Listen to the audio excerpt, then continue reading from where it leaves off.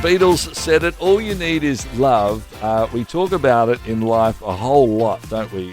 This is how I love, that's how you love, this is the things I love. We use love a bit differently. I love my mum, but I also love pizza.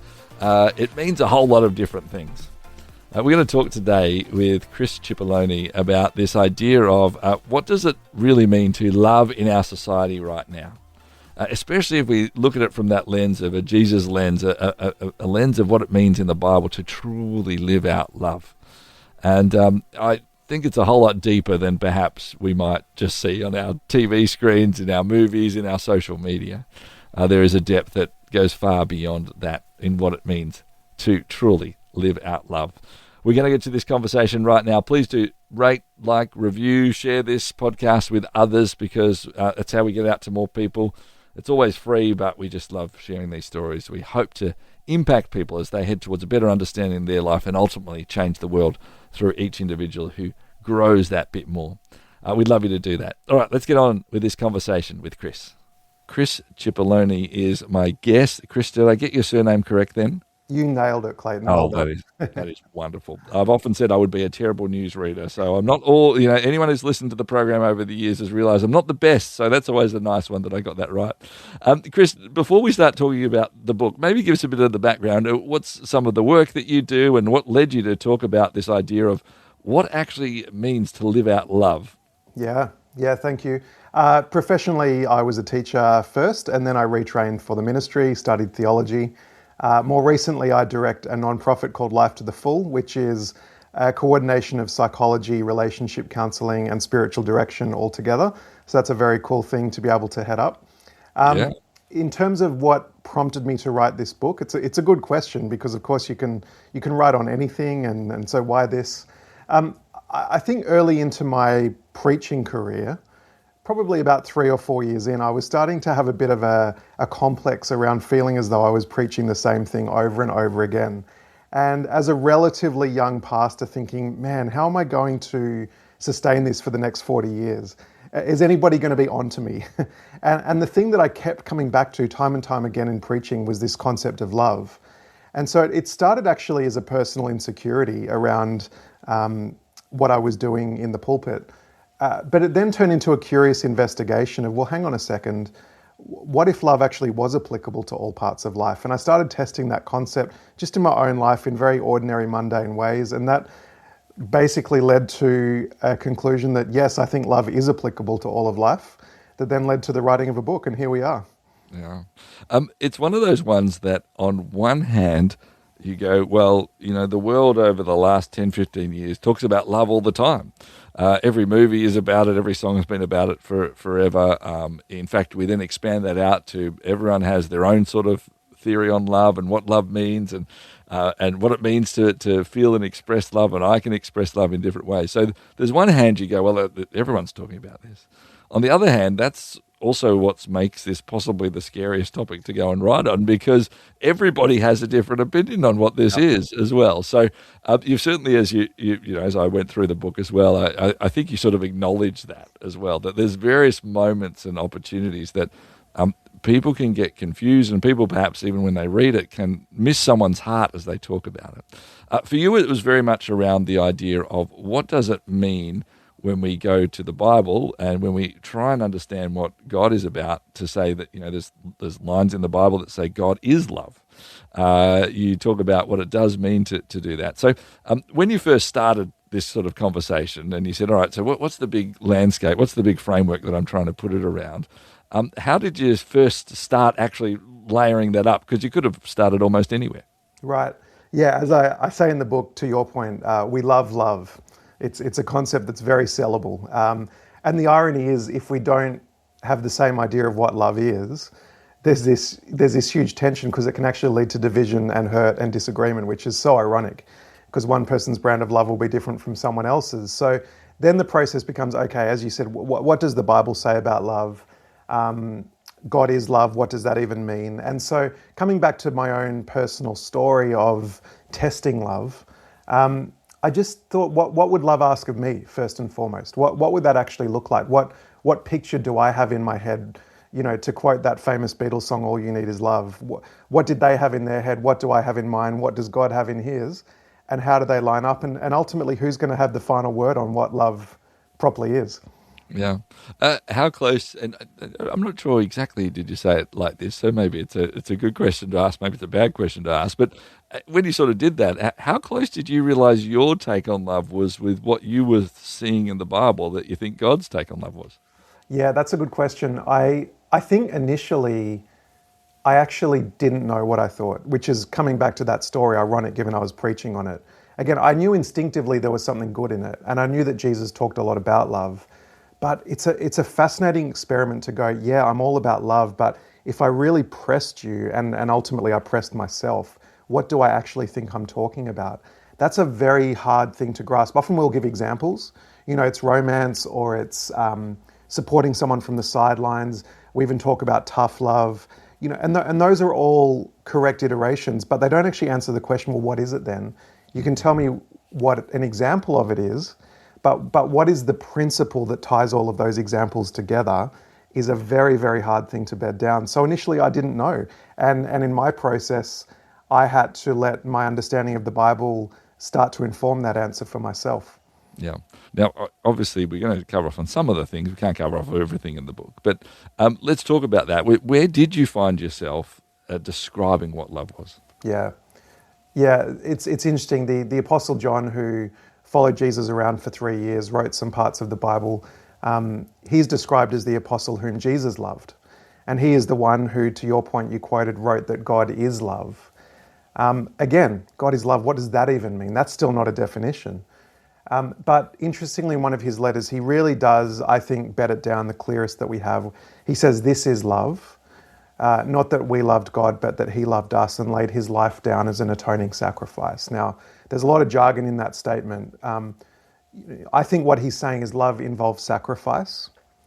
And without getting too technical, I think for those who are living day to day in this messy, complex world that we find ourselves in, my thesis for the book, that I think is hopefully from the Bible, is that love is best understood at its core as a spirit of service.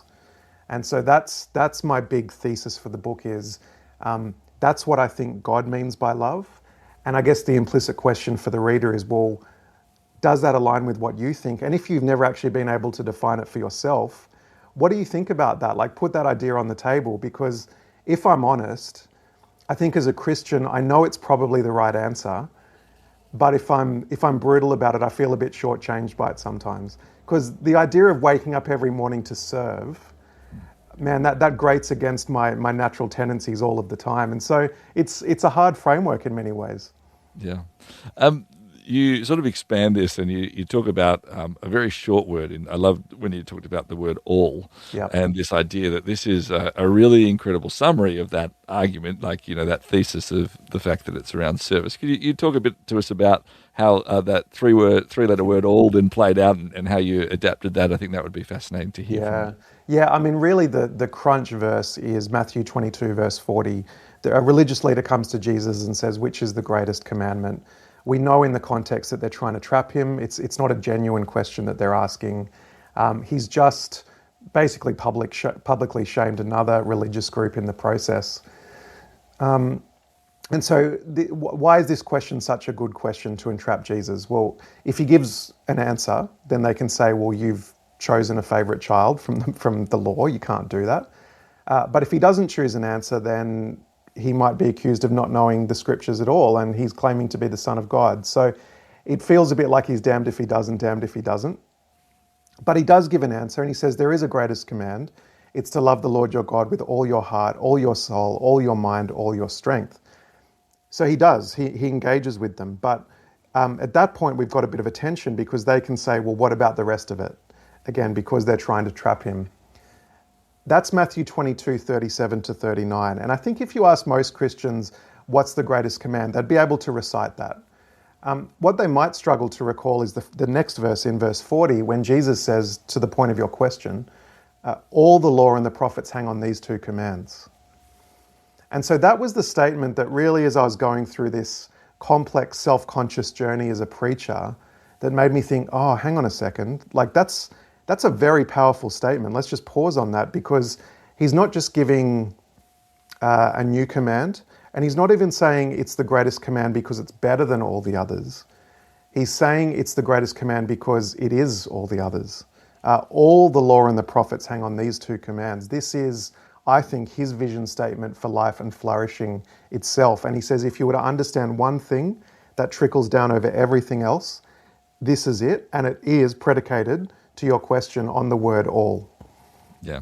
And I think maybe for others who perhaps haven't read as much with the law and the prophets, I mean, another shorthand way, and this is not a perfect analogy of it, but it's sort of this idea of like what it means to truly live out being a human. What it means to truly live out is to love God. This is sort of the idea, for those who are listening, the law and the prophets, the rules, the ideas of what it means to live is sort of where Jesus is trying to head with that as well. Yeah.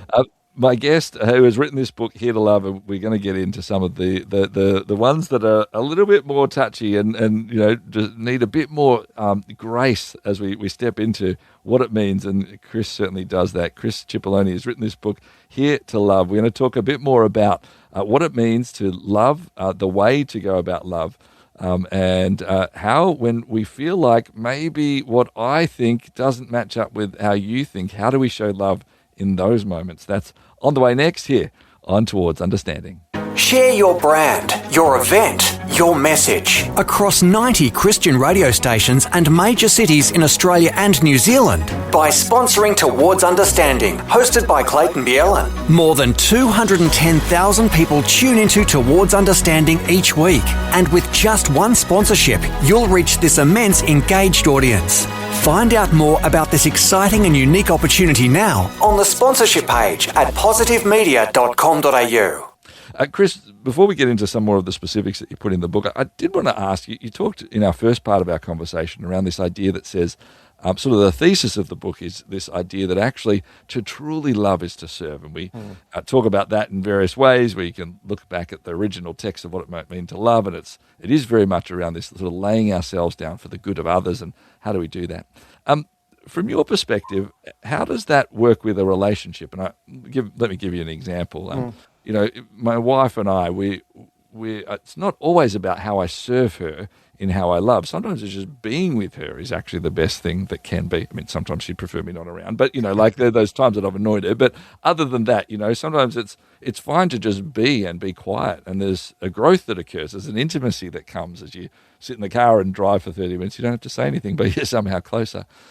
That's not necessarily serving. It's just being. So, and yet that feels like it's a part of what it means to love. What would you say to that? And I suppose that idea of how is being a part of what it means to love versus serving? Yeah, that's such a good question. And I would say it also extends to our relationship with God. I mean, what does it look like just to be with God and not have to prove anything to Him? It's a really good question. And I think I would say two things to it. I think the first thing about service in the context of relationships, whether that's with God or with other people, there is a mutuality to it. And so I think sometimes we get caught up on this service paradigm because it's like, what if I end up pouring myself out and I get nothing in return? And we do have to reckon with that in the world that we live in, because it is not a guarantee that everybody's going to see our intention and treat us really well. In fact, sometimes people will trample on that goodwill, and that there's a whole nother conversation to be had with that. So the first thing I would say is let's remember that service is a mutual dynamic.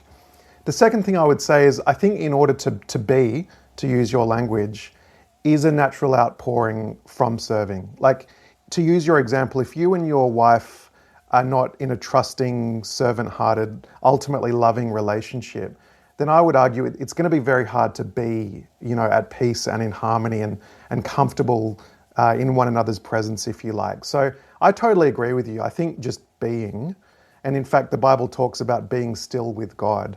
It doesn't always have to be about doing for God. But I would say that the being is a natural fruit of the serving, of that intimate union that you have, in this case with your wife, so that you just have an incredibly comfortable attachment to one another that's very healthy. Yeah. And I think, maybe certainly correct me if I'm hearing this wrong as well, but I think that idea as we talk about serving in love is also around that sort of concept of it's not necessarily just the physical doing acts, but it's also the spirit of that. It's the posture of serving, right, is also so important in relationship, whether with God or with others as well. Absolutely. I mean, I think the heart is the rudder that steers the ship, if you like, and the desires and the affections, if you like, of what you want for the world and yourself and others will ultimately guide, I think, your hands and feet. Yeah. You were, very brave as you wrote the book as well. When you got to a point, you said, "All right, I'm going to have to talk about the things that we have to talk about." We talk about love, and one of those things, and certainly it's been the case in Christian community and those who have, a biblical worldview or a Christian view. When we talk about love, we end up in opportunities where we talk around aspects of sexuality, around the gender issues, whatever they might be, and they often get very heated conversations. And there's other aspects as well that I think our culture is getting perhaps more and more divided, and only wanting to hear small snippets rather than actually having conversations together. But you do tackle that conversation. Could you talk to us about, I suppose, firstly, why? You could have probably just ignored that bit of the chapters in the book and gone, oh, well, I'm just going to write this other theory. But you're also very open and honest, which I really loved, as you talked about actually having conversations around same-sex marriage from the perspective of love, from the perspective of a Christian worldview, when I know that many Christians hold different perspectives on this. Yeah. Why actually first tackle it, and then I suppose what can you share with us around how do we think about that well and truly love everybody? Yeah. Yeah, I mean, the first question of why did I go there is I just felt like I had to. Like, it would be disingenuous to write a book on love and for this conversation around sexuality, which whether we like it or not has become the flashpoint probably of the last 10 to 20 years. Not just in the church, but in society generally. We had same-sex marriage legalization, all these things, where the tagline was love is love. I guess I feel unease when somebody, for example, preaches a sermon in a church and there's a real glaring question and it's just kind of cutely glossed over. So for my own integrity, I felt like I had to go there, even though it was, it's daunting in our modern world, and you feel like if you put one foot wrong, you might get cancelled. But I just had to lean into it and trust that it was not the right thing to do, but it was the integrity thing to do, given that love and sexuality have become so conflated together in our society. I mean, one of the hopes for the book, and I guess the reason why the sexuality conversation also became important, is that I believe that tone matters deeply. And that is one of the best ways that we can love. Some will reduce it more and say, well, love must be in agreement or in an alignment with perspectives. Personally, I think that's too simplistic. And, I'll say it on this show because I wrote it in the book, that I do play my cards and say, my conviction is that Scripture still upholds marriages between a man and a woman. But one of the things I do say in the chapter is, and one of the things I get uncomfortable with in Christian conversation is, we've got to think about what the person's assumptions are behind that conversation. Are they even declaring faith in a Christian faith? And if they're not, well then what gives you the right to presume that you're going to be on the same page in sexuality? And even if both parties, if you like, do declare Christian faith, well, there's an important, careful way we must do that. And so, like you alluded to in your question, I think our world is becoming more tribal. I shared a story that when I went through high school 25 years ago, postmodernism was all the rage. Your truth is as good as my truth. But that ship sailed a long time ago. And it's now, we have rage bait, we have social media, we have all these things that want to split people along lines. But one of the challenges, the lines are always changing. And so who's in and who's out is a very complex thing, which is why I think we need to rise above the what and also focus on the how. And I think one of the expressions of love as service is, even if I come to a different conclusion to you, in this case around sexuality, that doesn't diminish the value that I have on you as a human being. It doesn't mean I dishonor your perspective. It means I sit down, I listen, I consider, I ask myself, could I be wrong?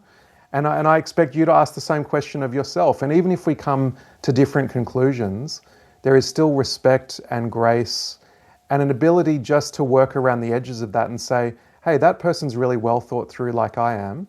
And I can respectfully say I'm on the other side of this conclusion, but you're not any less of a person than me. In fact, because you are different from me in inverted commas, I will serve you all the more. And I think that's actually the radical pivot of Jesus is the religious leaders say, why does he eat with tax collectors and sinners? And his implicit answer is because they're tax collectors and sinners. It's very easy to serve people who are like you.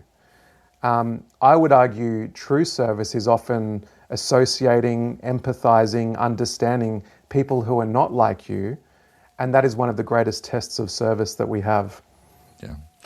I thought you beautifully described also your journey on that. And as you said, it's divisive. It doesn't matter what occurs. Somebody's going to have an opinion on it. Mm-hmm. But what I loved is that you showed an example of that service of caring enough.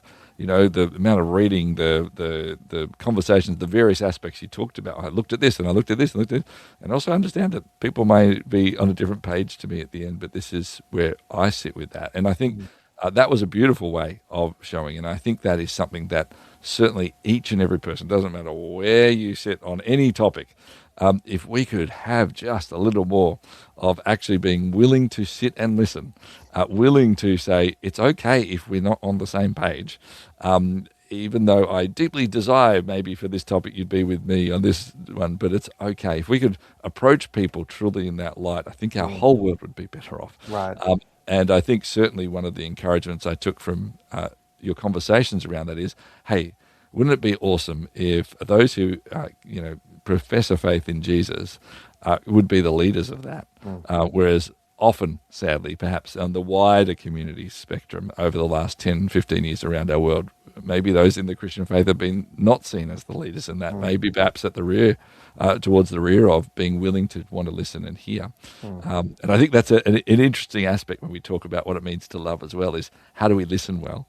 How do we hear well? That's an important part of it, I see. Absolutely. And I think you framed it up as, what would the world be like if we did that? I think one thing I'd want to say is, as I tested this love paradigm, that existential question of, it might be in the Bible and I might think it's true.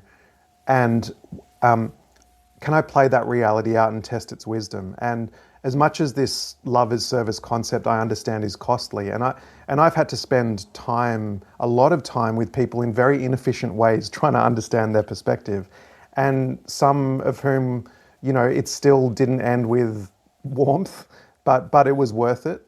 But I would just put it to anybody listening, like, what would a world look like where everybody actually woke up and asked themselves the first question in the morning, what would it look like to serve other people who are not like me?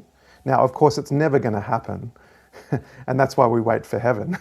But existentially, how many of the world's problems would get solved with that question? And I would just gently invite people who find that service rhetoric hard and confronting. Really, what kind of story do you want to be part of? You can't control other people, but what can you bring to the world that would just make that little bit of difference to a reality that you would want to see in your own life? And I think with that lens, personally, that was really the clincher for me of going, I think God's wisdom does ring true here, and I think it does lead to a flourishing life and world that we all really want to see. Yeah. And ultimately, that's the thing we're in control of. Like, none of us are in charge of the whole world. Right. None of us are actually in charge of fixing the whole world, but we are have that leadership on what we're doing today and how we're going to approach that. Incredibly, Chris, you stole my last question and you wrapped it up there in your own one as well, which was going to be, what's your takeaway? Where should we be heading? But I think you've answered that as well. Chris, in lieu of that, instead, are there anything else that you would say, okay, look, I mean, obviously you've written the book, that's why, we can't go through all of it, but just before we wrap up, anything else that perhaps we've touched on, you're like, I just want people to really know this before we finish our conversation? Right. Yeah, I think there probably is one thing just to note, coming back to that question of all that you posed to me, love the Lord your God with all your heart, all your soul, all your mind, and all your strength. I don't want to labor this too much, but I think it's an important point to make that I think Jesus is also setting us up to recognize that outside of him, we're in a bit of trouble at meeting that standard. And so this is what I call in the book, the goal and the gap. We've talked a lot about the goal, and I stand by that. But I think there's a second function here of who can do that? And we all feel this inadequacy at that call, which I think the Bible would say ought to draw us to Jesus. We've talked about this being about all the law and the prophets, which is really just another way of saying all the Old Testament as they had it in the first century. Even for a first century Jew or a Gentile, they might say, well, who can do that? And the implicit answer is none of us. And then we go, well, why is Jesus upholding it? Yes, because it's the ethic that leads to flourishing, but he's also setting up a reliance on him, as he calls himself, not to abolish the law and the prophets, but to fulfill them. So it is our goal, but it is also designed to reveal a gap that drives us more and more into reliance on the message and the work of Jesus Christ himself. Yeah, which as, those who do profess a faith can say, well, there is something within that I can now serve, that I can love a little bit better than just by myself, which is exactly the point. Yeah. Chris, thank you so much for your time. Thank you for writing this book. We Thank you. wish you all the best with the impact and the opportunity that people are having with it. Thank you again for joining us. Thank you so much for having me.